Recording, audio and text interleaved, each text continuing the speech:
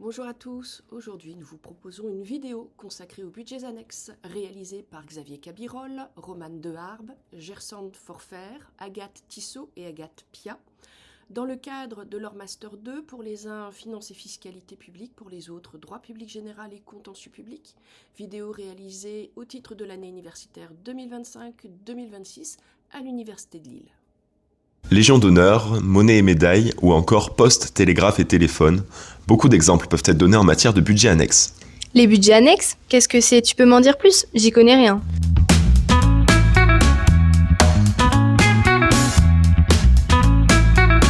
Alors dans sa dernière version, issue de la loi numéro 2021-1836 du 28 décembre 2021, l'article 18 de la loi organique relative aux lois de finances dispose que des budgets annexes peuvent retracer, dans les conditions prévues par une loi de finances, les opérations des services de l'État non dotés de la personnalité morale résultant de leur activité de production de biens ou de prestation de services donnant lieu au paiement de redevances lorsqu'elles sont effectuées à titre principal par les dits services. Tu pourrais m'expliquer un peu plus cette disposition? Pourtant ça me semble très clair. D'abord, il faut bien comprendre que ça ne doit pas se confondre avec ce qu'on appelle les comptes spéciaux, et encore moins avec les comptes de commerce qui se rapprochent le plus d'un budget annexe. Les budgets annexes permettent de retracer des recettes affectées à des dépenses particulières. C'est donc une exception au principe de non-affectation du budget et un aménagement à celui d'unité budgétaire. Un petit rappel serait nécessaire sur ces deux principes. Ah mais justement, il me semble que la professeure Damaré a fait une vidéo sur les principes budgétaires. Pour qu'un budget annexe soit légalement créé, il doit remplir 3 critères cumulatifs. Absence de personnalité morale, activité de production de biens ou de services à titre principal, le paiement d'une redevance en l'échange de ces biens ou de ces services. Et quelle est la différence avec les comptes de commerce dont tu parlais? Comme tu peux le constater sur ce tableau, on a plusieurs différences entre les deux. Là où le budget annexe a un caractère permanent, le compte de commerce est temporaire. En plus de ça, l'activité visée doit être à titre principal pour le premier, alors que le deuxième relève d'une activité accessoire. Pour finir, concernant leur prix, le compte de commerce peut être fixé librement, alors que le budget annexe doit suivre les règles imposées aux redevances et être proportionnel au service rendu. Mais d'où viennent les budgets annexes? Pour faire un point sur l'histoire et leur création, il faut revenir au moins jusqu'en 1817 avec la loi du 25 mars. En effet, elle crée le principe d'universalité. Le problème, c'est qu'à partir de ce moment s'impose la règle de non-affectation, qui apparaissait incompatible avec certaines activités de l'État. Rappelons qu'il lui est possible de se comporter comme une entreprise. Or, cela le contraint à dresser un bilan comptable annuel pour mesurer la rentabilité de son activité, c'est-à-dire d'affecter les recettes aux dépenses, imposant que l'ensemble soit mis à l'équilibre. C'est donc dans ce contexte qu'ont émergé les budgets annexes. Et cela a notamment permis une forte flexibilité et une utilisation dans la gestion budgétaire des colonies françaises. On peut prendre l'exemple du budget annexe du port de Dakar. Mais donc, dès que l'État se comportait comme entreprise, il y avait un budget annexe? Non, et c'est bien ce que critiquait la doctrine. Par exemple, René Sturm soulevait le caractère illogique des budgets annexes. En effet, certaines exploitations économiques étaient spécialisées, alors que d'autres restaient dans le budget de l'État sans fondement particulier. C'est par exemple le cas de l'exploitation du tabac, qui restait dans le budget général de l'État, alors que le service des monnaies et médailles faisait l'objet d'un budget annexe. Alors que le premier, les tabacs, semble clairement être à caractère industriel, c'est moins le cas pour le second. Ainsi, la justification de certains budgets annexes semble questionnable. Ce point historique semblait bien nécessaire. En effet, et pour l'anecdote, ils ne se sont pas toujours appelés budgets annexes, mais caisses particulières, services spéciaux rattachés pour ordre au budget ou encore budgets spéciaux.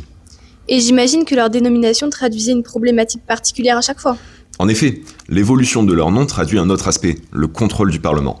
Avant, les caisses particulières étaient totalement détachées du budget de l'État et ne faisaient donc l'objet d'aucun contrôle. À partir de 1836, cependant, ils ont pris la forme de services spéciaux rattachés pour ordre au budget, permettant d'établir le contrôle manquant.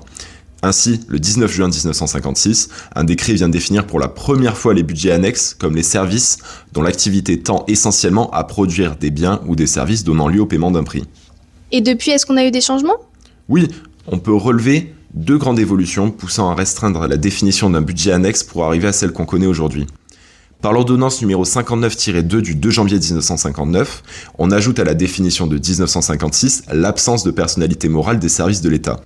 Finalement, la LOLF en 2001 vient consacrer l'obligation de paiement d'une redevance, alors qu'avant on ne parlait que d'un prix au sens large. Mais il faut surtout mettre l'accent sur le fait que l'activité doit être réalisée à titre principal.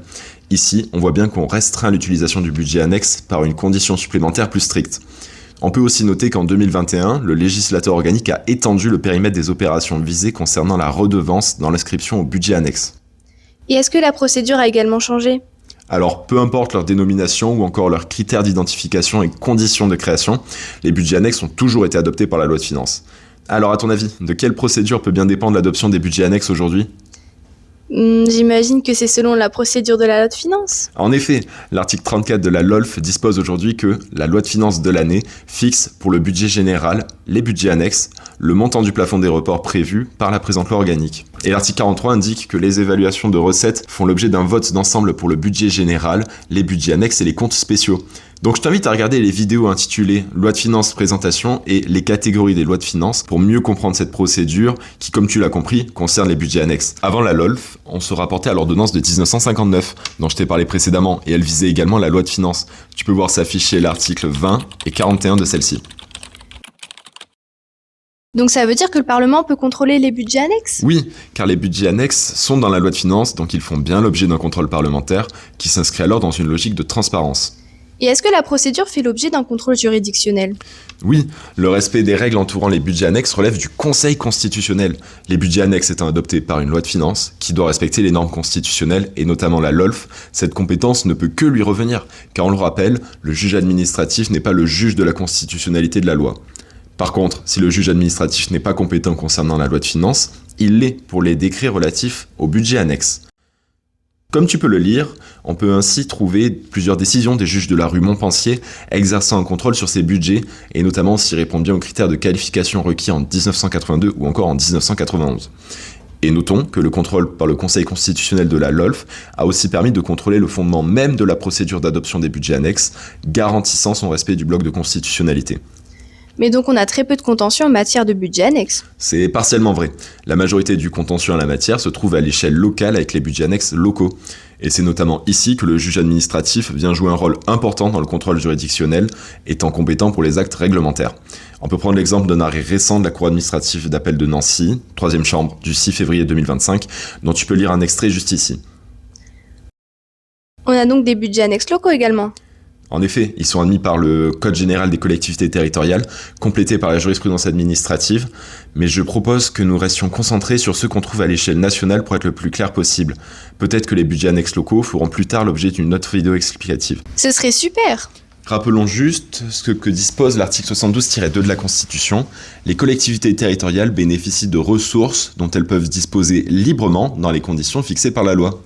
Mais donc, aujourd'hui, on a encore des budgets annexes avec toutes les restrictions que tu as indiquées plus tôt ? Oui, mais il n'en reste plus que 2. Le dernier budget annexe supprimé date de la loi de finances pour 2007, supprimant le budget annexe des monnaies et médailles. Aujourd'hui, il reste seulement le budget annexe publication officielle et information administrative et celui concernant le contrôle et exploitation aérien. Mais une fois qu'un budget annexe est supprimé, que devient-il ? Les budgets annexes fonctionnent un peu comme une antichambre de la débudgétisation. Ainsi, c'est le cas du budget annexe des postes et télécommunications, ayant disparu en 1990 au profit de La Poste et France Télécom, aujourd'hui devenues des sociétés anonymes. En effet, la création du budget annexe en 1923 est le fruit d'un compromis entre les libéraux, qui souhaitaient sa privatisation, et les syndicats qui voulaient la nationalisation. La création d'un budget annexe permettant ainsi de suspendre momentanément le débat, tout en préservant la continuité des services des PTT, afin, à terme, de faire un choix. Cependant, il s'agit d'un propos à nuancer. En effet, bien que les budgets annexes soient régulièrement des antichambres de la débudgétisation, cela n'est pas automatique. Par exemple, le budget annexe consacré à la Légion d'honneur a été réintégré au budget général de l'État. Pour mieux comprendre comment s'articule un budget annexe aujourd'hui, on va prendre l'exemple de celui des publications officielles et informations administratives dans le projet de loi de finances initiale pour 2026. Donc là, j'imagine que tu te demandes ce que veut dire ce tableau. Alors le budget annexe correspond à une mission qui doit se diviser en minimum 2 programmes que tu trouves ici.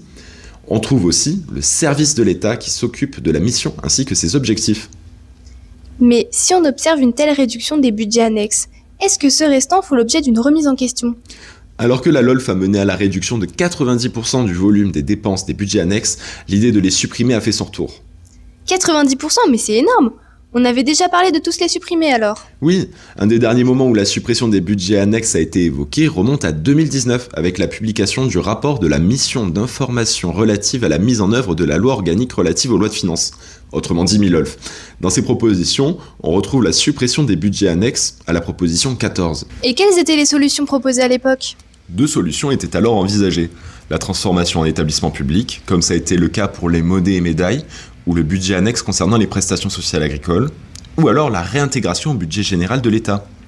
Ce rapport met également en avant la non-conformité du budget sur l'exploitation aérienne vis-à-vis des principes budgétaires, déjà dénoncés par la Cour des comptes.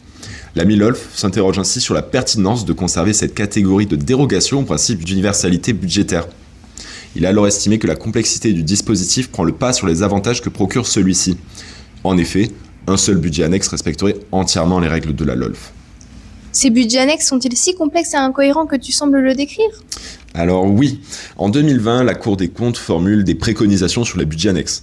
Elle estime alors que cet émiettement des moyens de financement des politiques publiques portées par l'État affaiblit la portée de l'autorisation parlementaire en focalisant le débat sur les seuls crédits budgétaires inscrits dans les missions du budget général de l'État. Elle recommande donc, une nouvelle fois, de mettre fin aux comptes spéciaux et budgets annexes pour lesquels il n'est pas démontré que la nature de leurs dépenses nécessite de déroger aux règles budgétaires de droit commun, ce qui revient donc à supprimer le budget annexe publication officielle.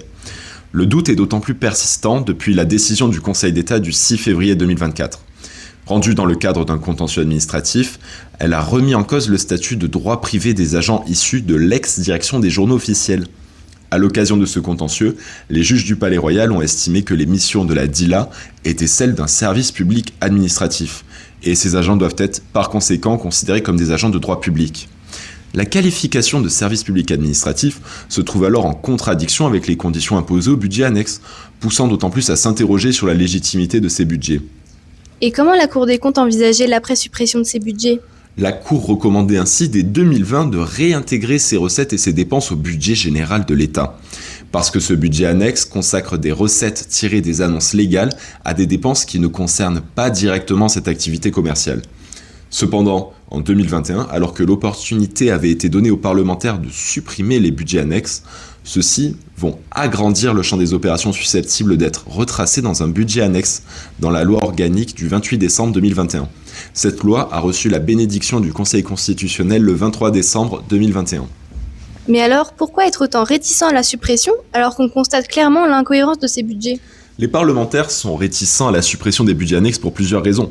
Premièrement, cela enverrait un message de recentralisation qui peut être mal vu politiquement dans un contexte politique incertain. Deuxièmement, il y a une certaine réticence des opérateurs pour des raisons techniques, ces budgets annexes permettant une appréciation spécifique de l'équilibre de ces opérateurs spécifiques.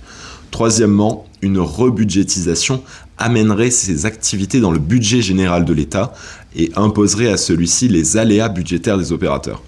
Cependant, les budgets annexes restent un outil qui permet de prévenir les risques de débudgétisation qui feraient échapper ces entités à tout contrôle parlementaire. Tout est plus clair. Maintenant, grâce à toi, on va tous les deux avoir une super note à l'examen.